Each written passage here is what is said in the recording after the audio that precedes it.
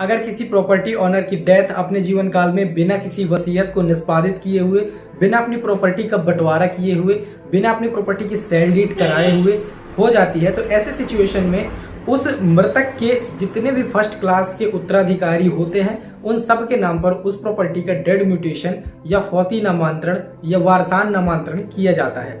Example के तौर पर अगर एक आदमी अपने जीवन काल में कोई ऐसी प्रॉपर्टी को धारण करता है, चाहे वो एक पैतृक प्रॉपर्टी हो, चाहे वो एक स्वआर्जित संपत्ति हो, जिस भी प्रकार की प्रॉपर्टी हो, अगर वो अपने जीवन काल में उस प्रॉपर्टी का बंटवारा नहीं करता है या फिर उस प्रॉपर्टी की वसीयत नहीं कराता है और उसकी मृत्यु अकस्मात हो जाती है, तो उसकी मृत्यु होने के बाद उसके जो फर्स्ट क्लास के उत्तराधिकारी होते हैं, जिसमें उसकी पत्नी, उसके बच्चे और उसकी बच्चियां इंक्लूडेड होती हैं, ऐसे में वारसान नामांतरण जब होता है तो डेड म्यूटेशन के तौर पर उन सभी लोगों का नाम उस डेड ऑनर की जगह पे रिप्लेस किया जाता है। अगर कोई व्यक्ति अपने जीवन काल में अपनी स्वआर्जित संपत्ति की वसीयत करके अगर उसकी मृत्यु होती है तो वसीयत के आधार पर विल म्यूटेशन किया जाता है, तब जाके प्रॉपर्टी उसके नाम पर आती है जिसके नाम पर वसीयत की जाती है। लेकिन अगर प्रॉपर्टी के टाइप में प्रॉपर्टी एक एंसेस्ट्रल प्रकार की प्रॉपर्टी है तो उस प्रॉपर्टी को जन्मसिद्ध अधिकार पुत्री और पुत्री दोनों को प्राप्त होता है।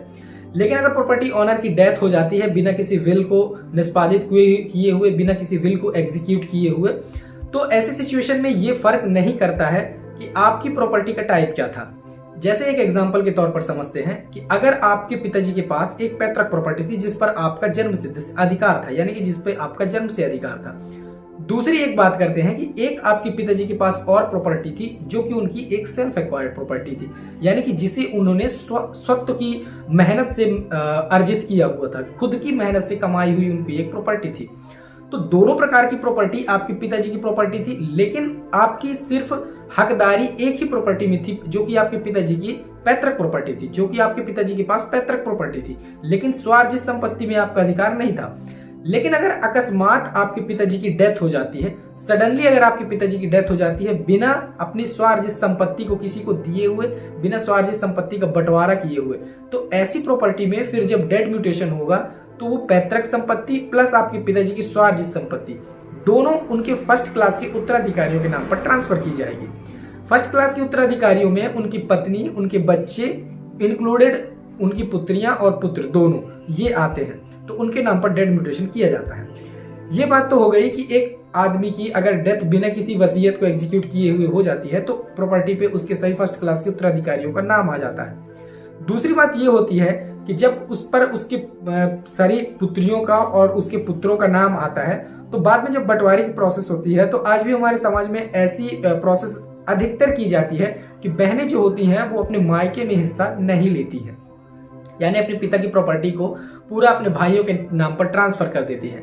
पहले ये प्रोसेस तो बहुत ही आसान हुआ करती थी कि बहनें अपने हक को ऐसे भाइयों के नाम पर ट्रांसफर कर देती थी और वो इजीली ट्रांसफर भी हो जाता था।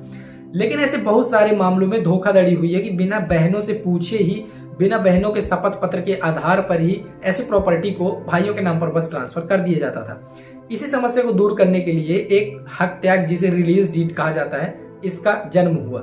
अब आज के टाइम पर पहले की प्रॉपर्टी में जो बहनें अपना हक त्याग करती थी वो सिर्फ और सिर्फ एक अपनी एफिडेविट के आधार पर कर देती थी, यानी कि अगर वो अपना एक शपथ पत्र अपने तहसीलदार, आपके तहसीलदार के सामने दे देती थी कि हमें अपने इस पिता की प्रॉपर्टी में अधिकार नहीं चाहिए शामिल खाते की प्रॉपर्टी में, तो वो प्रॉपर्टी उनके भाइयों के नाम पर ट्रांसफर कर दी जाती थी। लेकिन जब से रिलीज डीड हुआ तब से ये प्रोसेस खत्म हो गई है। अब आपको अपनी बहनों का नाम प्रॉपर्टी से अलग कराने के लिए उनका रिलीज डीड कराना पड़ता है। जैसे एग्जांपल के तौर पर समझें कि एक आदमी है ए, उसकी डेथ होने के बाद उसकी दो पुत्रियां हैं बी और सी और दो पुत्र हैं डी और ई। तो उसकी डेथ होने के बाद बी, सी, डी, ई और एफ जो उनकी पत्नी है, इन पांचों का नाम उनकी प्रॉपर्टी पे दर्ज होगा। लेकिन अगर बी और सी जो उनकी बहनें हैं और प्रॉपर्टी ऑनर जो डेथ हुआ है उनकी पुत्रियां हैं, अगर उस प्रॉपर्टी पर अपना हक नहीं लेना चाहती हैं, अपने भाइयों को अपनी प्रॉपर्टी का हक देना चाहती हैं, तो ऐसी सिचुएशन में बी और सी को डी और ई और एफ अपनी माता, अपनी भाइयों के पक्ष में रिलीज डीड निष्पादित, रिलीज डीड एग्जीक्यूट करानी होगी, तब जाके इनका हक उस प्रॉपर्टी से खत्म होगा। अगर आप चाहें कि बिना बहनों की सहमति से हम उनका हक खत्म कर दें तो ऐसा बिल्कुल भी नहीं होगा। जब तक रिलीज डीड नहीं कराएंगे तब तक बहनों का हक खत्म नहीं होता है। अब बात करते हैं कि क्या बहनों का हक खत्म एक बार हो जाता है तो क्या उन्हें फिर से नहीं लाया जा सकता है। देखिए, रिलीज डीड को भी रद्द किया जा सकता है स्पेसिफिक रिलीफ एक्ट के आधार पर। जहां रजिस्ट्री को रद्द किया जा सकता है तो रिलीज डीड भी एक प्रकार की डीड ही होती है, उसे भी सिविल कोर्ट के द्वारा रद्द किया जा सकता है। अगर कोई डर दबाव में रिलीज डीड अपनी बहनों से कराता है और अगर वो उसे चैलेंज कर देती हैं तो सिविल कोर्ट उसे रद्द करने के साथ साथ जो भी इस फर्जीवाड़े को करता है उसे सजा या जुर्माना दोनों दे सकती है। अब बात करते हैं कि अगर बहनें अपना बस हक त्याग करती हैं तो आगे की प्रोसेस में क्या प्रॉब्लम आती है। एक बार बहनों का हक त्याग कराने के बाद जब आपकी माता का और भाइयों का नाम बस प्रॉपर्टी में रह जाता है तो दोबारा से अगर माता की डेथ हो जाती है तो फिर से बहनों का नाम उस प्रॉपर्टी में आ जाता है। जैसे कि अगर माता जी की डेथ हो गई तो जितने भी माता जी के पुत्र और पुत्रियां हैं तो फिर से उनका नाम प्रॉपर्टी में आ जाएगा। तो अगर एक बार पिताजी की डेथ के बाद बहनों का नाम आपने रिलीज डीड के तौर पर हटवा दिया तो माता जी की डेथ होने के बाद वो नाम फिर से आपकी बहनों का आपके नाम के साथ इंक्लूड हो जाएगा उसी प्रॉपर्टी में। इस सिचुएशन से बचने के लिए आपको ये करना चाहिए कि आप साथ ही साथ में अपने माता जी का प्लस अपनी बहनों का दोनों का रिलीज डीड करा दें। ऐसी सिचुएशन में क्या होगा कि सिर्फ भाइयों के पक्ष में ही अगर आप चाहें ऐसा करना, अगर ऐसी सिचुएशन बनती है तो कि तब की बात बता रहा हूं, अगर आप ऐसा करना चाहें तो आप माता प्लस बहनों दोनों का आप रिलीज डीड करवा सकते हैं। इसमें आपको ये बेनिफिट हो जाएगा कि इन फ्यूचर अगर आपकी माता जी की डेथ होती है तो बहनों का नाम फिर से उस प्रॉपर्टी में नहीं आएगा, सिर्फ और सिर्फ भाइयों का नाम रहेगा।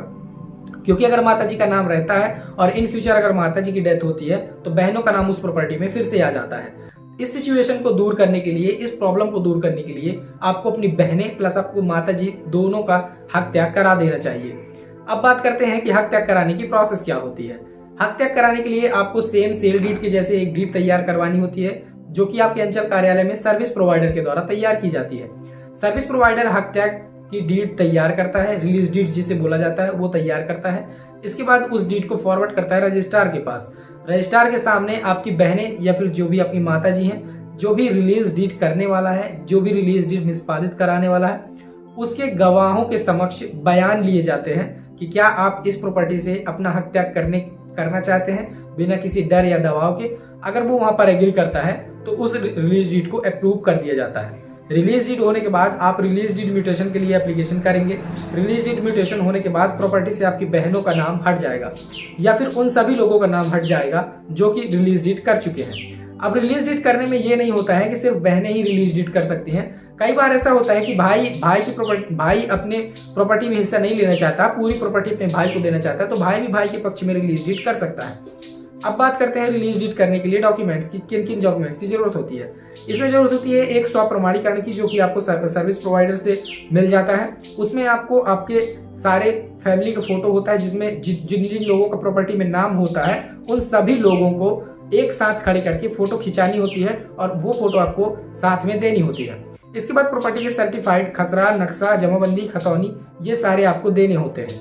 इसके बाद आता है कि प्रॉपर्टी में जितनी भी सेल डीड की रजिस्ट्री का होता है वो आपको सर्विस प्रोवाइडर को पे करना पड़ता है। इन सारे डॉक्यूमेंट्स और इसके बाद डॉक्यूमेंट जो होते हैं आपकी जितनी भी प्रॉपर्टी जिनके नाम पे है उनके सारे आइडेंटिटी प्रूफ लगते हैं, जैसे कि वोटर आईडी कार्ड, आधार कार्ड या फिर आप कोई भी और एक कार्ड, पासपोर्ट वगैरह दे सकते हैं। आइडेंटिटी कार्ड, इसके बाद प्रॉपर्टी के डॉक्यूमेंट्स और स्वप्रमाणीकरण, ये मेन डॉक्यूमेंट होते हैं। एक फोटो होती है जिनमें सभी प्रॉपर्टी ऑनर जितने भी शामिल खाते के लोग हैं, जो रिलीज डीड जिसके पक्ष में होने वाली है और जो रिलीज डीड करने वाला है, उन सभी की फोटो एक साथ ली जाती है।